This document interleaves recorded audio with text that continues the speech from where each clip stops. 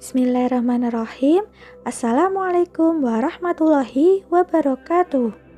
Halo semuanya, di video kali ini saya akan menjelaskan mengenai materi virus. Oke, kita mulai ya. Nah, video virus ini nanti saya akan bagi menjadi dua part. Part yang pertama akan kita bahas mengenai sejarah virus serta ciri-ciri dan struktur virus. Nah, part yang kedua nanti kita akan bahas mengenai replikasi, klasifikasi, serta peranan virus. Oke, sebelum memasuki subbab yang pertama yaitu tentang sejarah virus, tentunya kita sudah tidak asing lagi dengan virus karena di masa sekarang ini kita sedang mengalami suatu pandemi, yaitu pandemi COVID-19 yang disebabkan oleh coronavirus. Nah, sebenarnya apa sih coronavirus itu? Dan apa sih virus itu sendiri? Untuk mengetahui apa itu virus, sebelumnya kita harus cari tahu dulu tentang sejarah ditemukannya virus.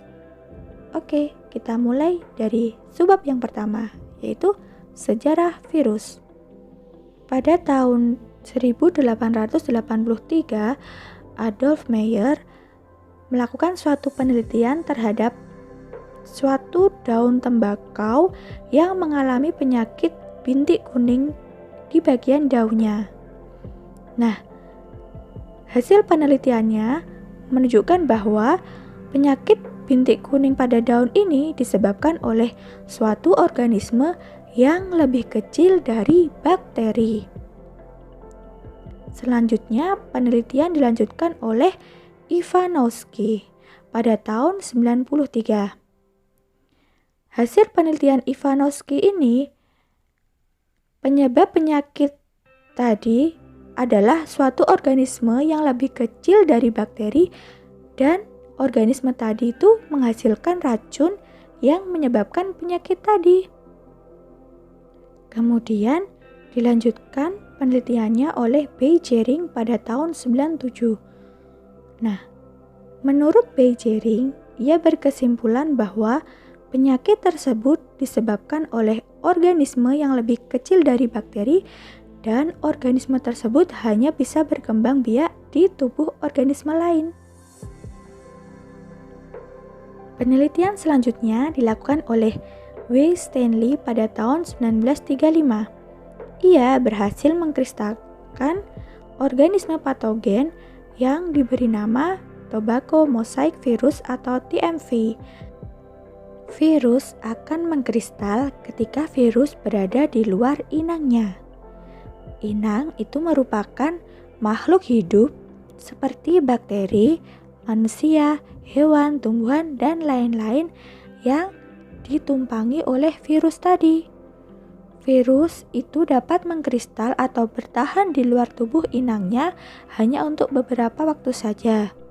Ia hanya bisa hidup dan berkembang biak jika berada di dalam tubuh makhluk hidup seperti bakteri, manusia, hewan, tumbuhan, dan lain sebagainya.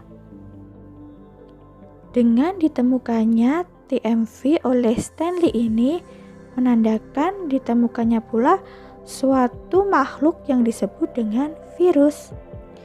Dari keempat penelitian ini dapat diketahui bahwa virus itu merupakan organisme yang ukurannya lebih kecil dari bakteri.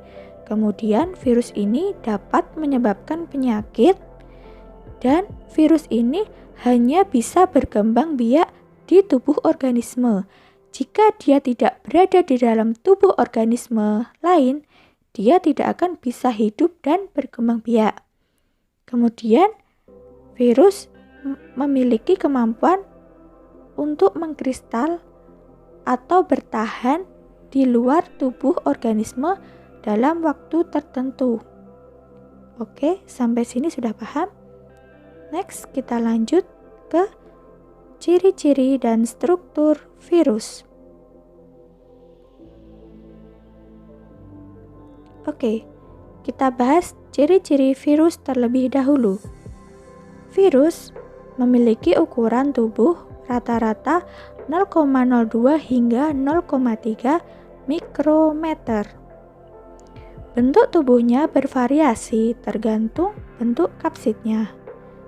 Nah, virus ini dapat di luar atau di dalam sel.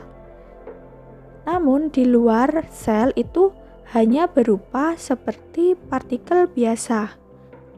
Nah, virus ini hanya dapat berkembang biak jika dia berada di dalam sel yang hidup. Kemudian, zat antibiotik dan zat antikuman itu tidak berpengaruh terhadap virus.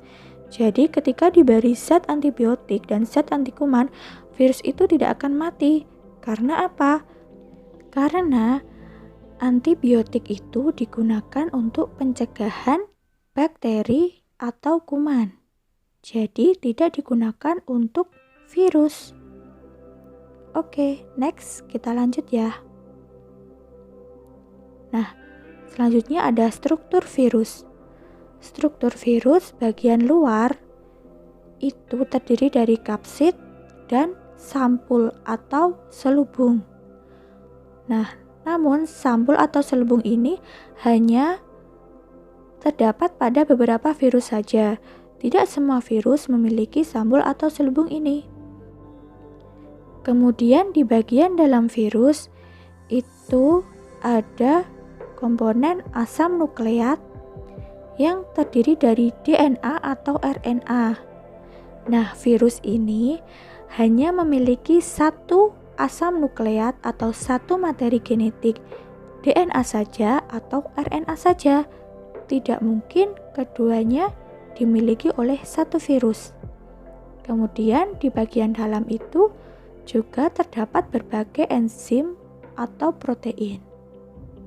Nah, struktur virus ini berbeda dengan struktur sel, yang mana sel itu memiliki komponen yang lebih kompleks.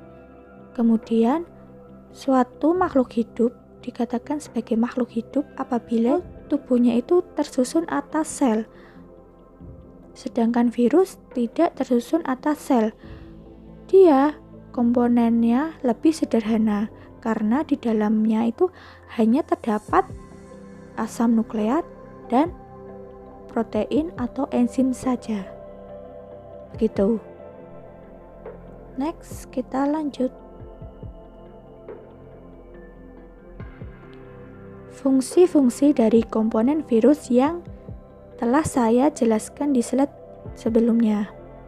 Yang pertama adalah asam nukleat, DNA atau RNA.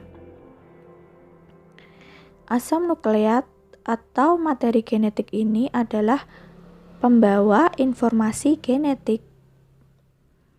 Terdiri dari DNA atau RNA.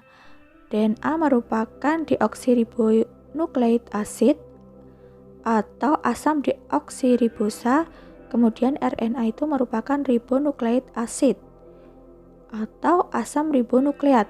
Perbedaan DNA dan RNA ini terletak pada jumlah rantainya. Kalau DNA itu kan berarti artinya 2. Berarti DNA itu adalah materi genetik atau asam nukleat yang memiliki 2 rantai, sedangkan RNA hanya memiliki 1 rantai atau rantai tunggal. Gitu. Kemudian komponen yang kedua ada kapsid.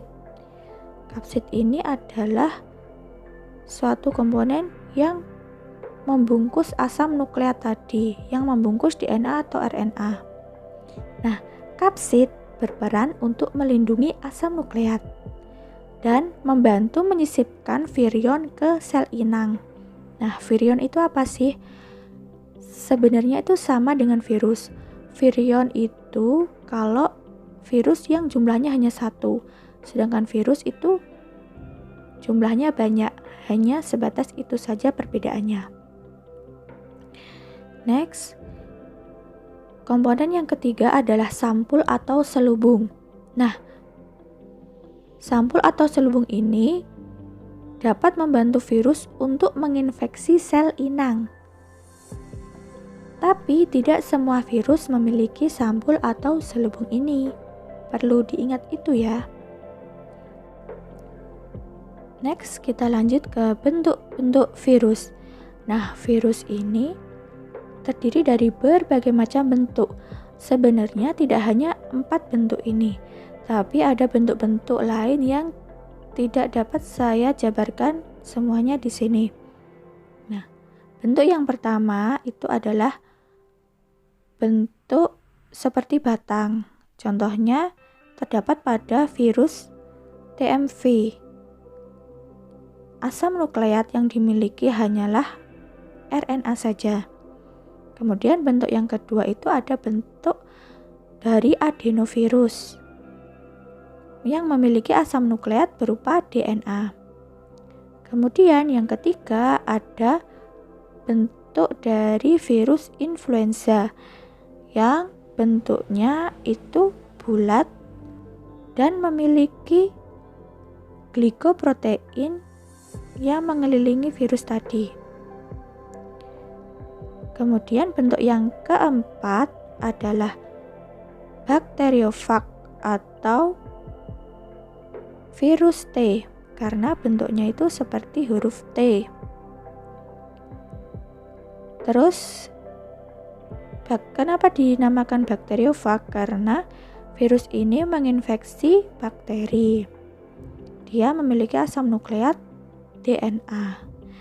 Nah, virus bakteriofag ini dia itu merupakan virus yang susunan tubuhnya itu lumayan kompleks karena dia memiliki ekor-ekor yang panjang.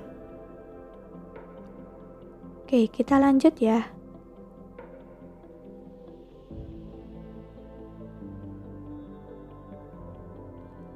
Oke, karena bentuk virus bakteriofag itu kompleks, maka kita akan pelajari strukturnya. Yang pertama itu ada bagian kepala, bagian leher, dan bagian ekor. Di bagian kepala terdapat asam nukleat berupa DNA yang warna merah ini ya. Kemudian asam nukleat tadi dibungkus oleh suatu kapsid. Kemudian di bagian leher ada selubung ekor. Di bagian ekor ada serabut ekor, ada jarum penusuk, ada lempeng dasar. Nah, seperti namanya jarum penusuk. Jarum penusuk ini berarti kan gunanya untuk menusuk. Menusuk apa? Menusuk sel inang yang akan diinfeksi. Berarti akan menusuk bakteri. Gitu ya. Oke, kita lanjut. Oke, selanjutnya kita akan belajar struktur virus yang saat ini sedang happening, yang sedang viral. Siapa yang tidak tahu dengan coronavirus? Coronavirus yang menyebabkan penyakit COVID-19. Nah, struktur dari coronavirus itu seperti apa sih? Strukturnya itu seperti ini. Dia memiliki bentuk yang bulat. Nama coronavirus itu berasal dari kata crown.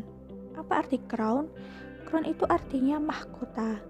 Jadi bentuk dari virus corona itu seperti mahkota.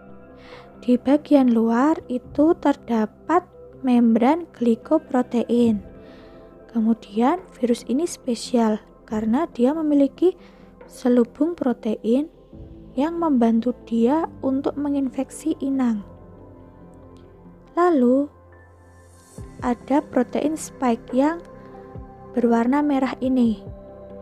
Kemudian asam nukleat dari coronavirus adalah RNA. Lalu RNA ini